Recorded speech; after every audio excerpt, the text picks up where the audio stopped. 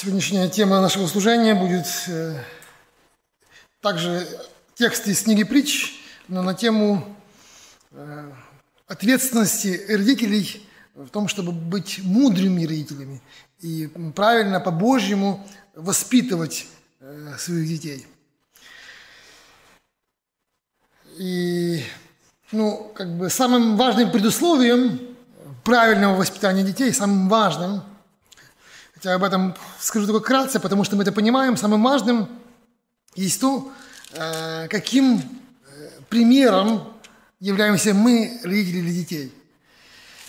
Насколько мы своей жизнью показываем то, что бы мы хотели увидеть в жизни наших детей.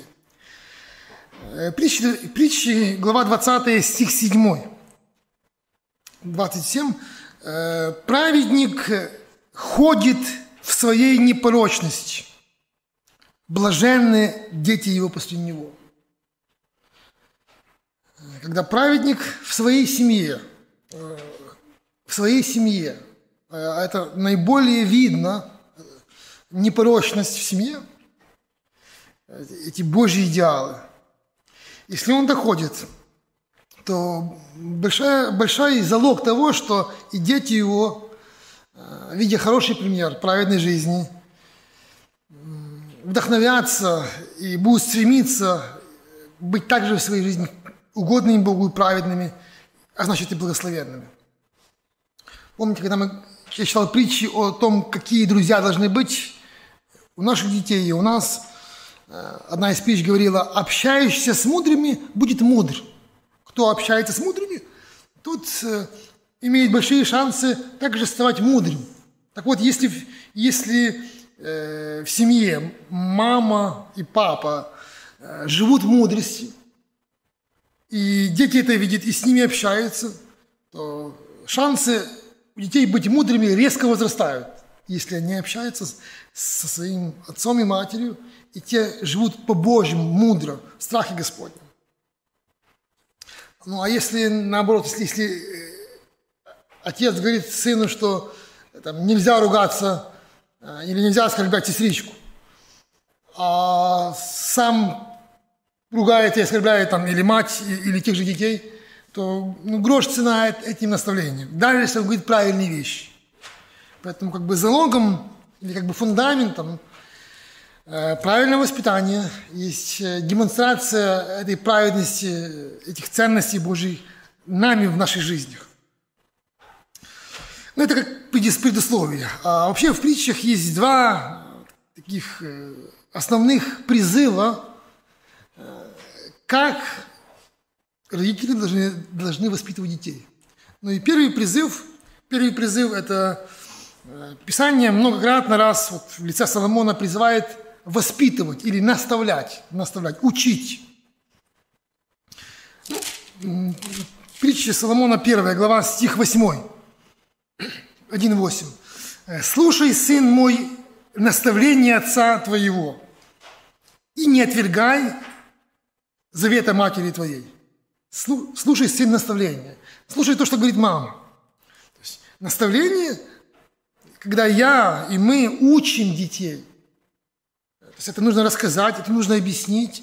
Это значит проводить с ними время, читая Библию или просто разговаривая о духовных вещах.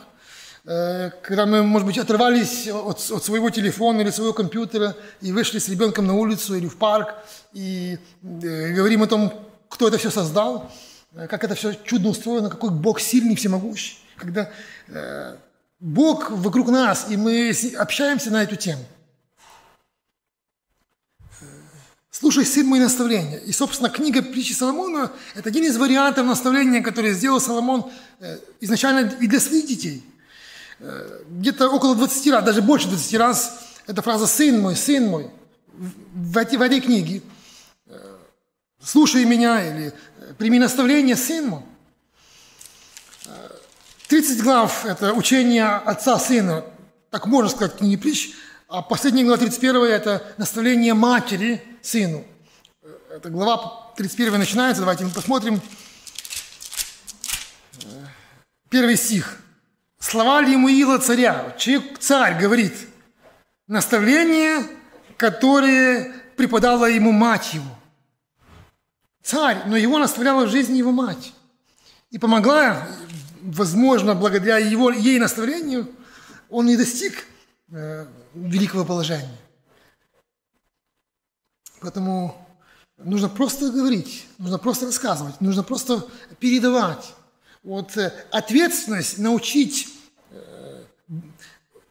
Евангелию, Божьему Слову на отца и на мать. Да, мы можем думать, что я привел своего ребенка в детский лагерь, да, христианский. Или я привел своего ребенка в воскресную школу, пусть его там учат. Ну, это может быть каким-то пособием, но Бог не поручал, чтобы воскресная школа научила, а поручил мне и вам это делать.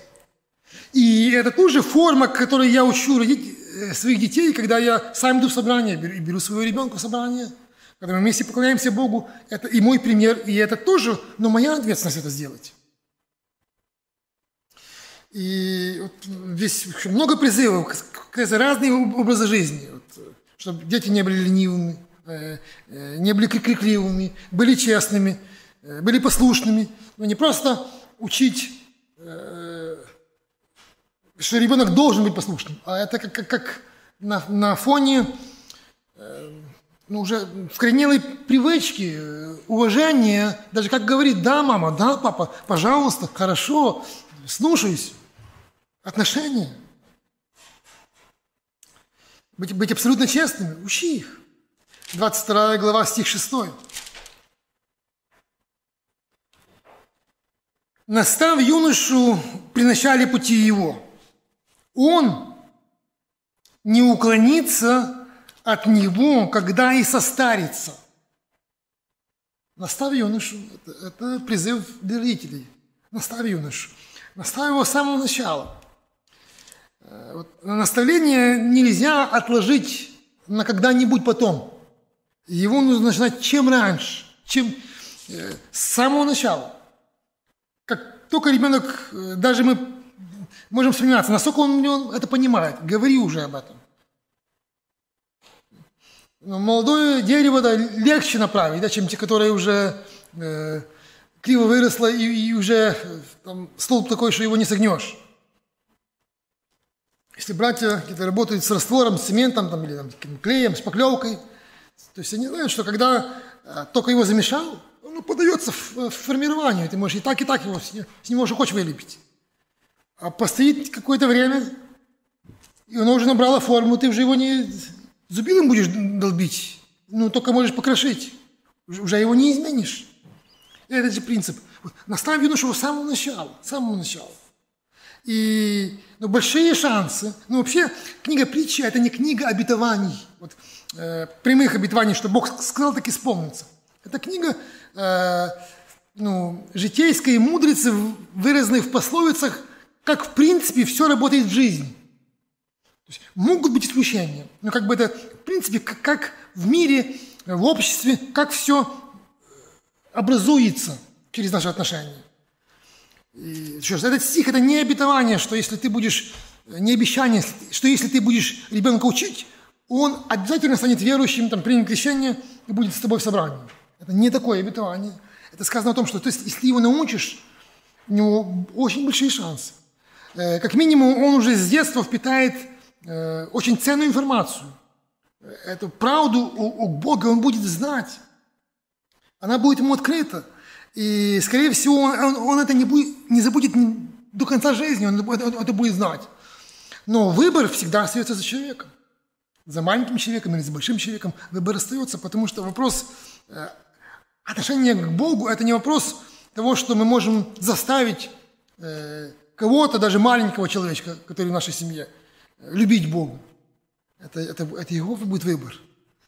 И поэтому в воспитании детей есть наша ответственность, но есть также повод иметь большую зависимость от Бога.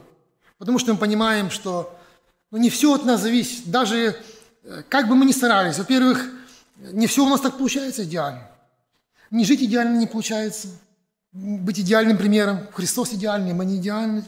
Учить не всегда правильно мы можем оторвать свое время, хотя должны все отложить. Мы живем в время, когда ценятся успехи в карьере, успехи финансовые, кто на какую машину заработал, кто какой дом приобрел. Но это такие мелочи по сравнению с ребенком, кем он будет. Можно все то не иметь, но если ты потеряешь детей, если дети твои загинут и их жизнь не будет разрушена, то все не имеет ценности. Поэтому это вопрос приоритета. То, что я ставлю самым важным для себя в жизни. Это номер один. Но даже когда мы ставим номер один, мы не идеальны, и не все у нас получается. А даже если мы делаем это идеально, то мы понимаем, что ребеночек – это личность, это особая личность. И эта личность имеет свое понимание, свою свободу. И мы можем только Господа просить, чтобы Бог свою благодать вновь и вновь являл на нашего ребеночка, и его сердце стучался, и чтобы наш ребеночек, или наша дочка, наш сынок все-таки открыл на Божий стук свое сердце и в Бога веровал.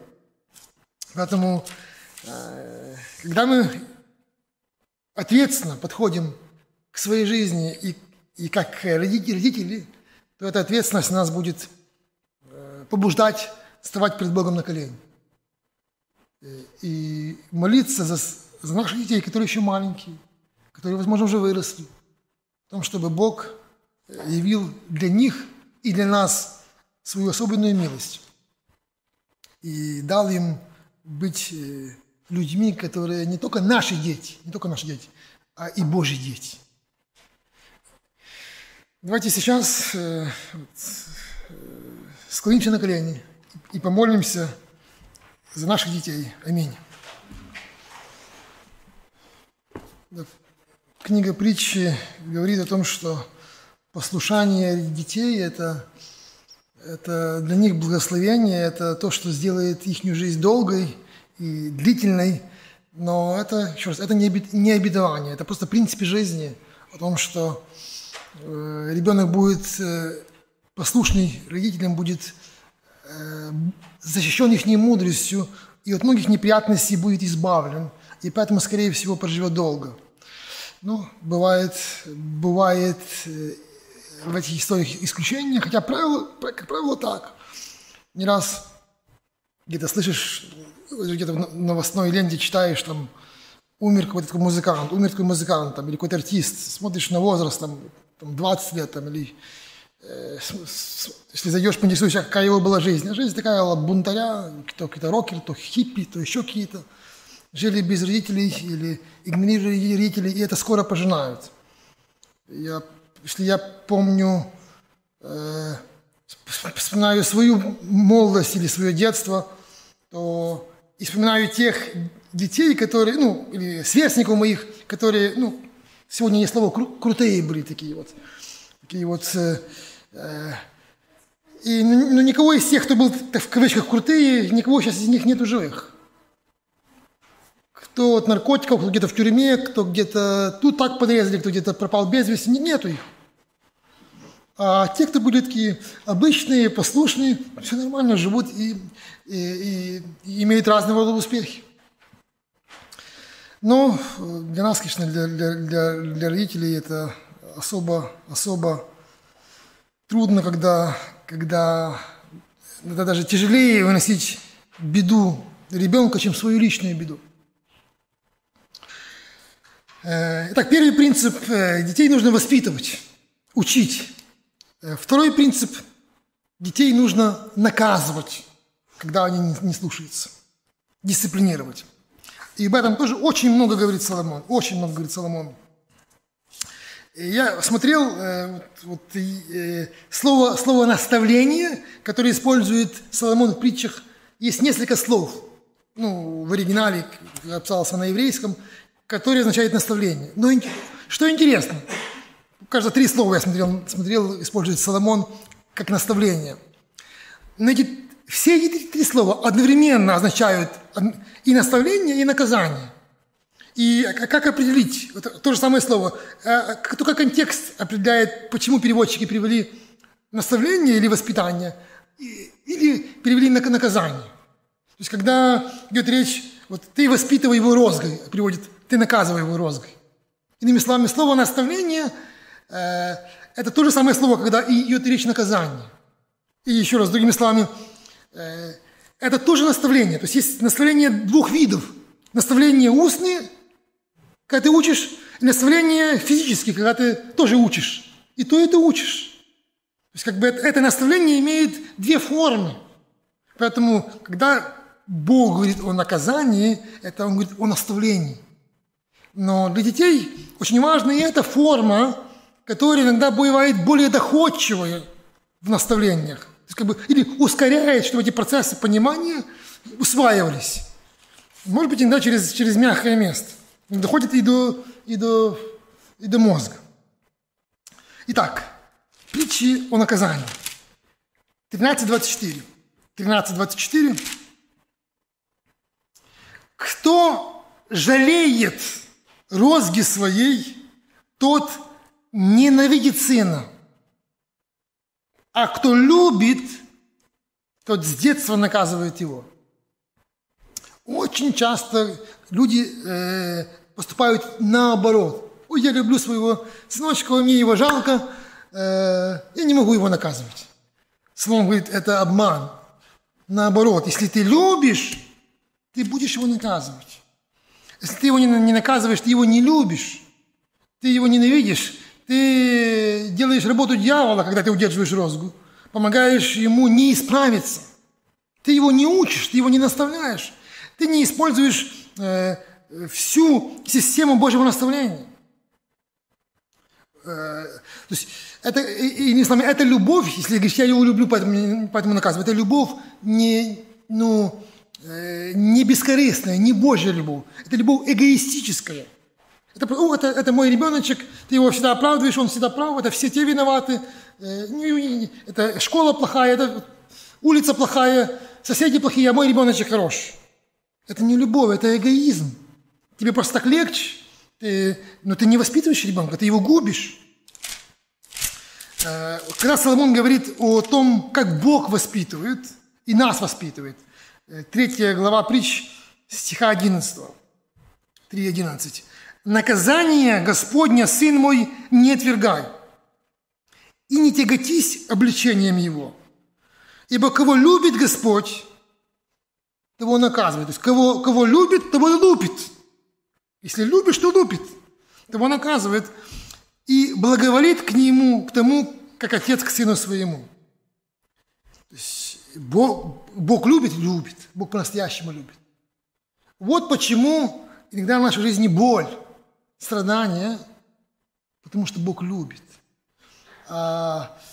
И Бог наказывает нас не потому, что мы плохие. Бог наказывает нас не потому, что мы самые худшие. Бог наказывает нас, потому что Он хочет, чтобы мы были лучше, чем есть. Мы уже довольно, может быть, неплохие, но Бог хочет, чтобы мы стали еще лучше. Поэтому из своей любви к нам, желая, чтобы мы были лучше, Бог допускает в нашей жизни наказание. И именно такой должен быть мотив в жизни отца и матери, когда они общаются или воспитывают своего ребеночка. Я люблю его, поэтому я сделаю все, чтобы он понимал и спал правильно. Я его люблю. Поэтому, если любовь – мотив наказания, то наказание не может быть в гневе, в какой-то в ярости. Это не любовь. Если Бог наказывает, это не потому, что Он вскипел и брызги изо рта его идут, Он хочет кого-то там с кем-то разобраться. Бог наказывает в любви, но эта любовь может быть очень чувствительная, когда ай-яй-яй. То же самое и к нам. Именно любовь моя делает то, что я беру ремешок или розовую, или брал. Я вспоминаю, когда были, как это уже, конечно, пошли годы, наверное, может быть, уже десятилетия, когда что мне было приятно, помню, когда-то у нас было общение семейное, и тоже была тема воспитания. И уже Павлик мой сидел на семейном общении, он еще не имел семьи, но что-то сидел, или он здесь там слайды показывал, не знаю, что было на нашем общении. И была тема воспитания, и я помню, что кто-то спросил его, как-то он высказался, Вот тебя наказывали, он говорит, как это было? Он говорит, я рад, что меня наказывали, наверное, надо было бы еще больше. А я всегда думал, вот я наказывал, немного ли я наказывал? А когда сын сказал, что немного, даже можно было больше, мне приятно, легче. Потому что когда наказываешь, это не потому, что ты радуешься. Помню, были случаи, нужно было так наказать хорошо, а потом садишь сына, ему больно, говоришь, папа тебя любит, папа хочет тебе хорошо. Ему это трудно вериться, что любишь, если так больно. Но это так Бог говорит. 22 глава, стих 15. 22:15. Глупость привязалась к сердцу юноши, но исправительная розга удалит ее от него. Она привязалась, вот эта глупость, и ее просто так не отвяжешь. А что ее отвяжет? Называется исправительная розга. Вот это наказание, цель его исправления. Не просто, чтобы сосчитаться, потому что меня обидели, а цель исправления, исправить. Оказывается, что, во-первых, бывает даже самые ранние стадии, когда только ребеночек развивается, учится ходить, но он же понимает, он же проявляет своеволие, он же проявляет непослушание, и он еще не понимает речи, ты не можешь ему все языком объяснить. Но грешок уже появляется. Как ему сказать, что нельзя? Другого пути нет, как ляснуть по попе, да? Просто он еще не понимает слова. Даст Бог, он уже будет понимать слова. И тогда уже, может быть, больше будет воспитание входить через слова. Но все равно, иногда слова ты говоришь, он понимает, но грешок привязался, и он не слушается, или не может его оставить. Он, может быть, понимает, что нельзя, но не может его оставить. Нужно помочь. Просто нам нужно понимать, что наши детки, даже такие милые, это грешники. И иногда детям кажется, или маме кажется, что это у нее не грешник, или у нее не грешница. Он такой маленький ребеночек, так лыбится, говорит, агу, говорит, или плачет за мамочкой. Как ангелочек. Этот ангелочек начинает проявлять греховную природу. Ты замечаешь, он тобой играет, не по его, он начинает скандалить или падать, бить ногами о пол. Он уже проявляет свой греховный характер, который есть у него. Мы иногда думаем, кто его это научил делать? Я же его это не учил, откуда он это взял? Кто его это научил? Да его никто не учил, этому учить не надо. Это уже у него есть от рождения. Праведности нужно учить, а греховность, она уже есть. А где он ее взял? Кто ему эту дал греховность? Папа и мама дали греховность.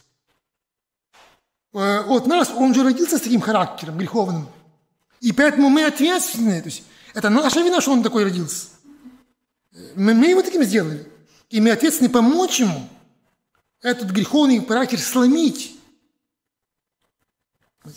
Есть такой юмор. Родители такие суровые подходят к ребенку и говорят, избаловали мы тебя. Теперь будем наказывать. Ребеночек отвечает, избаловали, значит вы, а наказывать будете меня. Хотя, может быть, у него есть своя логика, но это наша вина, но она устраняется тем, что мы накажем его. Следующая притча, 19 глава, стих 18, 19-18. «Наказывай сына своего, доколе есть надежда, и не возмущайся криком его».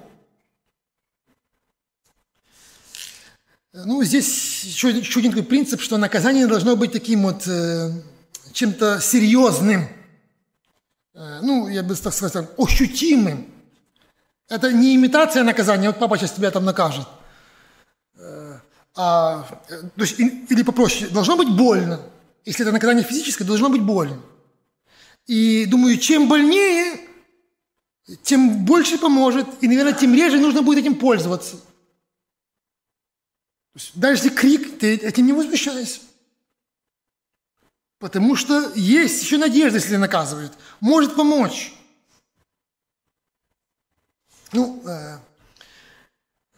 Когда мы где-то идем, ребеночка несем где-то в больницу, нужно делать ему укол. Ребеночек уже видит белый халат, кричит, истерика страшная. А что мы делаем? Он кричит, мы не будем. Мы идем все равно, мы его успокаиваем, не помогает он кричить, все равно мы идем, держим его, ему истерика страшная, боль невыносимая, кажется. Но мы знаем, что это нужно, это ему на пользу. Мы делаем это из любви, мы знаем, что это на пользу. Хотя, кто знает, насколько это на пользу, но, скорее всего, это на пользу. Но когда говорится вопрос о воспитании, это однозначно на пользу. И это, еще раз, это не Божья любовь, когда мы говорим, а мне его жалко. Тебе его не жалко. Он свой характер портит, и ты его не останавливаешь, тебе его не жалко. Поэтому, если есть надежда, еще наказывай.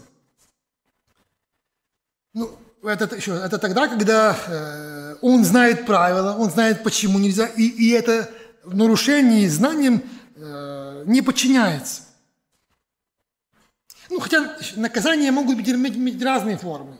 Может быть, в первые годики жизни это должно быть однозначно через боль, ай-яй-яй, а в старшем можно не только через ремешок, а может быть лишить его какого-то удовольствия, игры, дать, может быть, наказание, например, на какое-то время без компьютеров, телефонов, без игр, это может даже больше дойдет, чем ремешок, если ты будешь так его ремешком больше гладить, чем бить. В любом случае, какая цель? Какая цель? Если ребенок делает неправильно, он должен тут же получить, значит, что это плохо. Ему будет плохо. То есть, если он делает неправильно, грех, ему будет плохо. Вот какое правило должно уйти. Цель научиться, что послушание хорошо, а не послушание больно. Невыгодно, грубо говоря. Быть непослушным невыгодно. Зачем тебе делать боль? Поэтому оно всегда должно быть очень быстрым. Чем быстрее, тем лучше. Не нужно говорить, если ты меня не будешь слушаться, я тебя накажу. Он не слушается. Но я буду считать до 10, раз. И это будет полчаса считать. Тут же должно быть. Должен быть эффект, что непослушание плохо. И чем скорее это будет связь, тем лучше будет закономерность. 23 глава стиха 13. «Не оставляй юноши без наказания. Если накажешь его розгою, он не умрет. Ты накажешь его розгою и спасешь душу его от преисподней». Какая ответственность? Почему такая ответственность? Потому что в принципе, корень всех грехов – это своеволие, это я. Почему люди грешат? А я хочу по-своему. Почему я должен Бога слушаться? Поэтому основное, что мы должны научить ребеночка, это свое «я» посунуть. И научиться его сначала слушаться родителей. Потом, если он «я» свое посунет, он будет и готов Бога слушаться.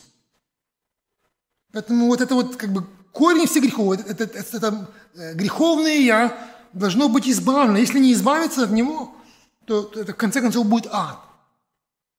Если ты думаешь, что такое ад, и что такое наказание маленькое, то это просто даже не комарик укусил. Это просто погладил, чтобы ему дошло. И используй это.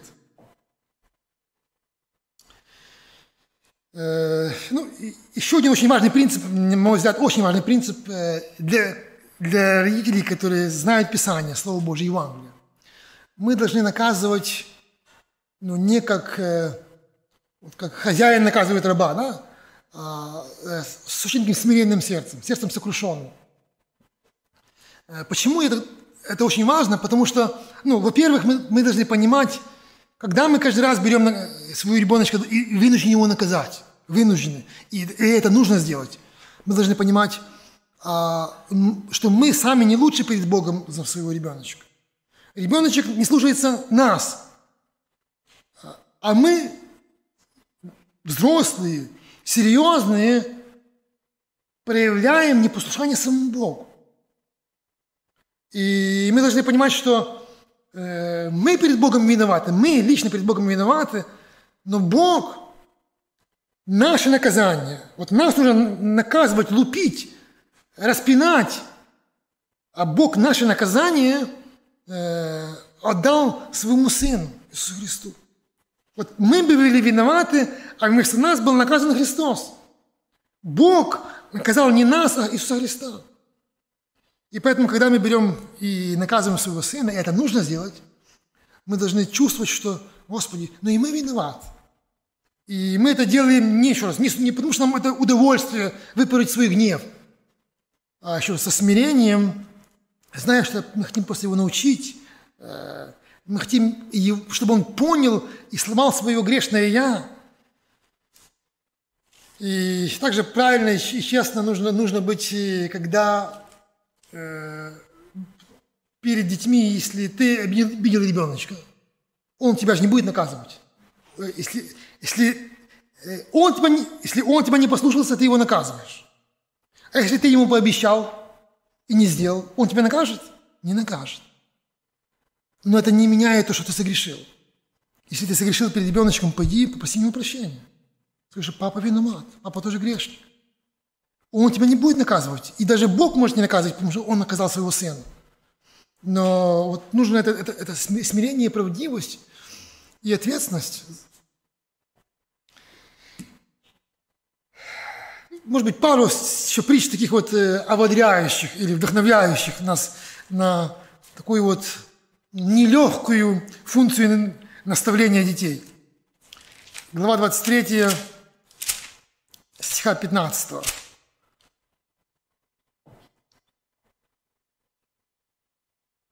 «Сын мой, если сердце твое будет мудро, то порадуется и мое сердце».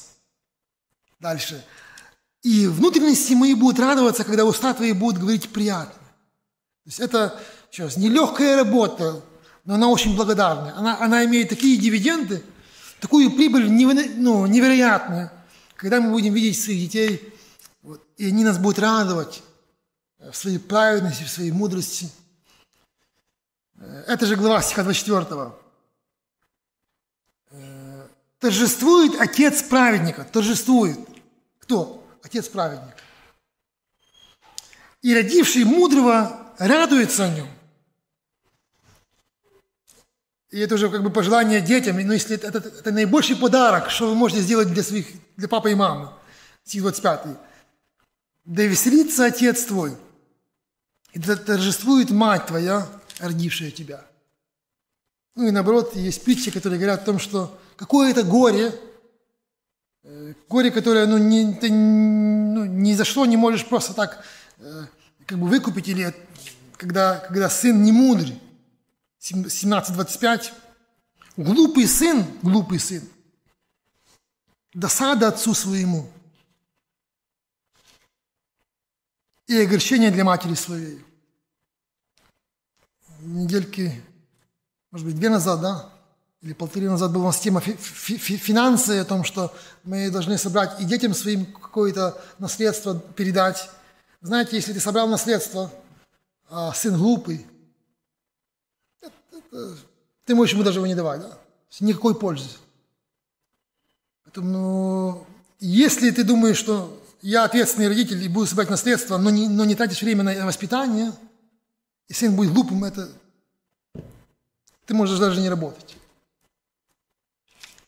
Да, нужно работать, и это очень важно, но есть приоритет.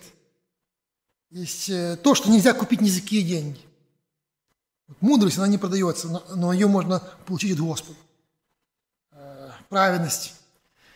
Поэтому пусть Бог для нас также поставит приоритетом.